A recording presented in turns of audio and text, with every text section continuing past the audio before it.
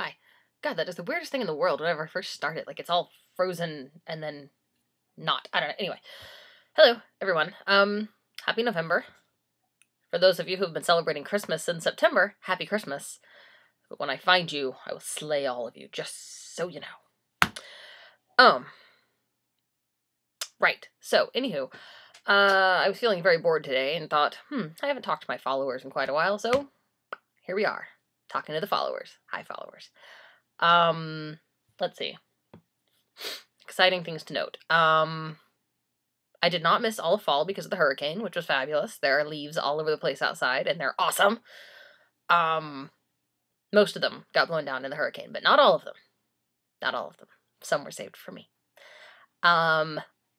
Also, for those of you concerned, there was no hurricane damage in my little neighborhood whatsoever. There's a tree outside that was roughly the size of my leg that got knocked over, and it hit like a fence. It didn't even hit a car.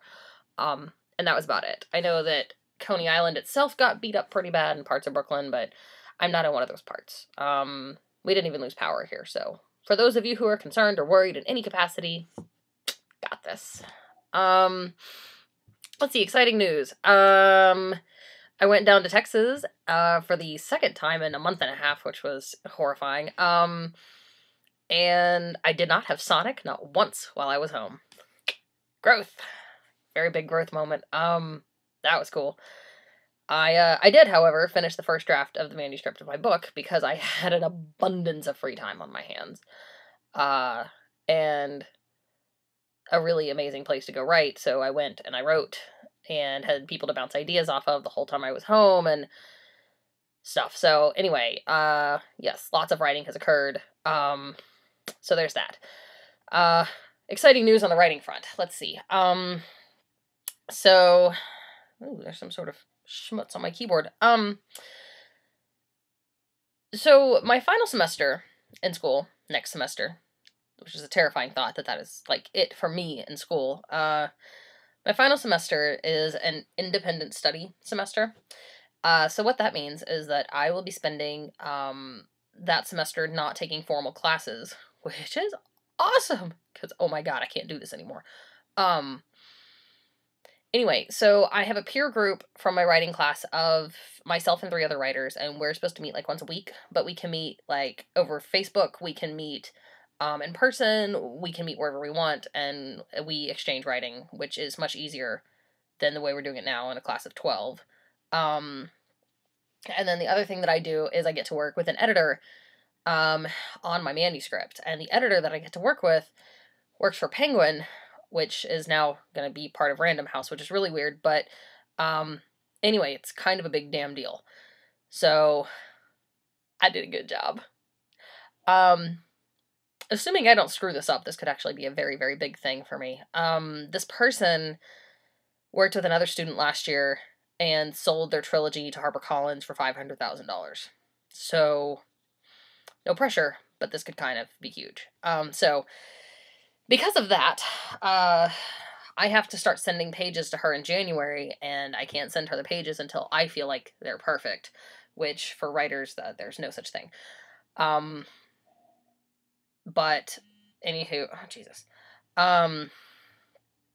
Anywho, so I have sent out the first draft of my manuscript to 5, 6, some odd people, less than 10, who have volunteered to read it.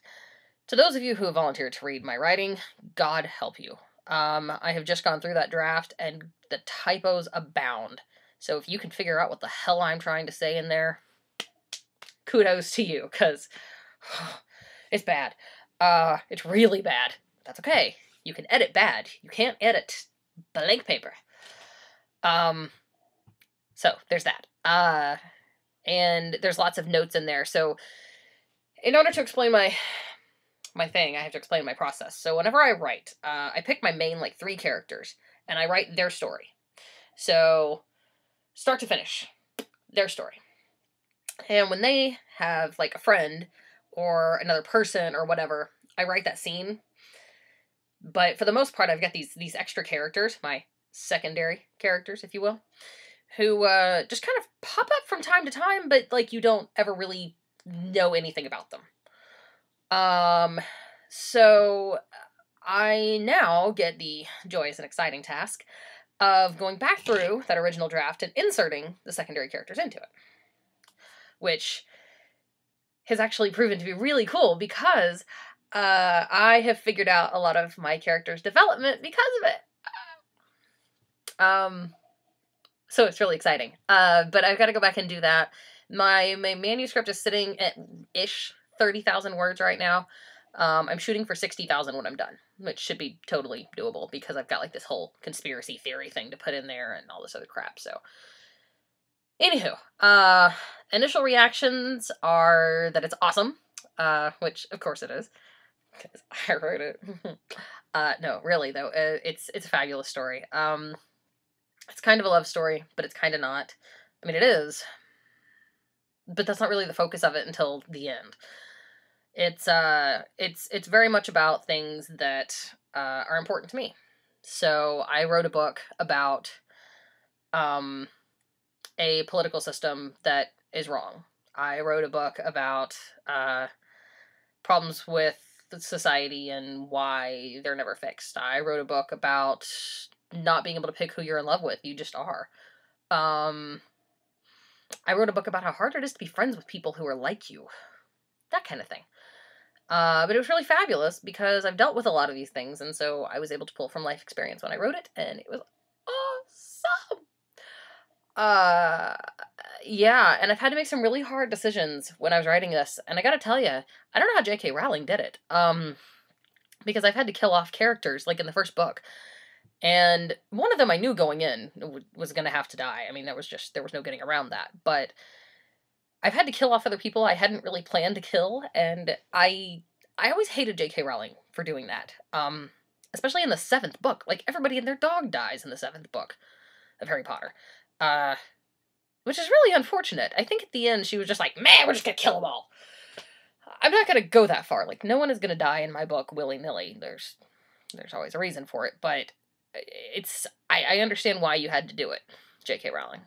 Because I'm sure you're watching this blog. Because when you have a character who's up against a moment in which they must decide to do the right thing, the never easy to do right thing, by the way, you have to take out the people around them who they can fall back on. You have to take away their safety net. So with Harry, in his case, but I don't want to give away the book. Well, if you haven't read Harry Potter, just go read Harry Potter, for crying out loud. You had to take away the people he considered to be his parents. You had to take away his biological parents. You had to take away some of his friends. You had to take away the people he leaned on. I'm surprised that a couple of people lived, to be truthful. I mean, at that point. But you can't, as a character, overcome your really big moment when you know that you've got, like, 85 people to fall back on. Especially if those people are grown-ups. Those have to go. So anyway, I've had to kill off some characters. I've had some characters go to the dark side that I didn't think were gonna become part of the dark side. It's been really unfortunate, actually. Sucks for them, but they're serving their purpose. So, I don't know what else to talk about. Chrissy suggested I talk about my book, but that was kind of it. Yeah. No, I've really got nothing else. It's pain. I'm not awesome at editing because editing requires patience, which I don't have, and patience. I have to reread everything that I've written like 800 times and change it, and then go back into a different document and change it there, and by the time I've done that, I found something else I want to change. And invariably in doing this, you'll forget to go back and change something in like chapter 1 that is now different because you changed it in chapter 8, but then you forgot, and it's just been, ugh. I'm not this patient. So, there's that. Okay, something else to talk about.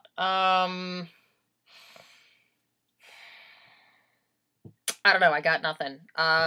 Work is fine, haven't killed anybody at work. Not that they haven't tried. Oh my god. Okay, so here's gonna be my funny KR work story for the week. So this woman comes up to me yesterday. She says, "Are you the manager?" I said, "Yes, I'm the manager." "I have a complaint," she says. Okay. So in my building is such that you walk in the doors on the ground floor, and then you go down these escalators to the main floor, which is like the basement. And the escalators are counterintuitive of what you would think. So there's 2 escalators, and the one on this side, which is the one that you would normally go down, is the one coming up, and this one goes down. So they go backwards of how you would think. The reason for this is because at the bottom of the escalators where the register is, you need to be by the one that goes up that way, and the elevator's over here, so you need the down one to be by the elevator, and just trust me on this, it makes sense. But it's backwards of how you would think, because we walk on this side, and anyway. The woman's complaint was that we had reversed the escalators in some sort of an attempt to accommodate the influx of immigrants into the country, and since in America we walk on the right side of the road, why aren't your escalators the right way? And I'm calling corporate. And I had to be like, listen, lady, my store manager makes these decisions. He lives 2 blocks from here. It has nothing to do with immigrants. It has to do with the layout of my wonky jonky store. And she kept trying to make this a statement about immigrants, and I basically told her to shut up. And that was really fun. That's my customer story for the day. It's really great. And there's this new kid that comes in my store. Ugh, he's such an obnoxious little child. This kid comes in with his nanny on the weekends, and his nanny doesn't watch him. Most of the nannies actually kind of watch these kids. She doesn't. She's just like, man, go wander around. I mean, this kid's like 8. So I'm coming upstairs the other day, and we've got, escalators, and the kids are always trying to play on them, and they're very dangerous. And so I come up there, and I'm like, hey, honey, leave the escalator alone. And he keeps doing it. I'm like, no, really, quit playing with the escalator. He's like, do you work here? Yes, I work here. Get off the escalator. And so later he went over to our Nook section, which is kind of like an Apple store, let's call it what it is, and sits under one of the tables and is janking with the plugs. And one of my booksellers walks up to him and was like, hey, kid, get out from under the table. He's like, well, I'm just sitting. Do you work here? So now he's questioning all of us whether or not we work here. So I finally had to go get his nanny. This is your child. Care for him. So, what you're witnessing right now is my Scroogeness.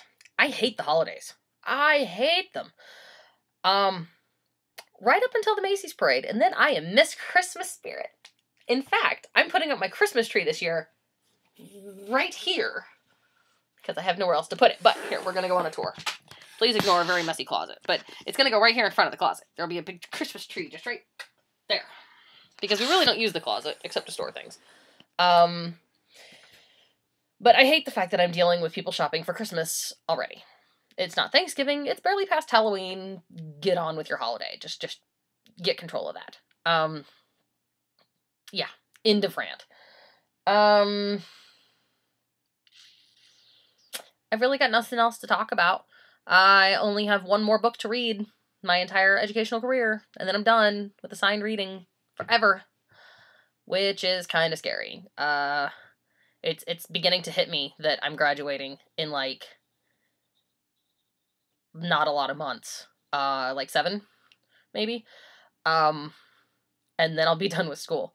I don't know how to be done with school. I'm not good at this. So, if I kind of start freaking out, come April, just bear with me, friends and family, because I'm probably going to go insane. More so than I am now. Which is a lot. So, end of that. In conclusion, to all of those of you who had to deal with me every single day while I was trapped in Texas, my sincerest apologies. I was getting a little cabin fever-ish, and I wasn't in my house, and it was weird. So, to my Graham, thank you for loaning me your car, pretty much nonstop. It was super helpful. Thank you for giving me your bedroom. Thank you for cooking. Thank you for breakfast. To my small child, thank you for being awesome, because you make me happy. Oh, sorry, you're hurt, by the way. Hope that goes better. Yes, and to my mother, God help you, child. God help you. Your children are all insane. We sincerely apologize.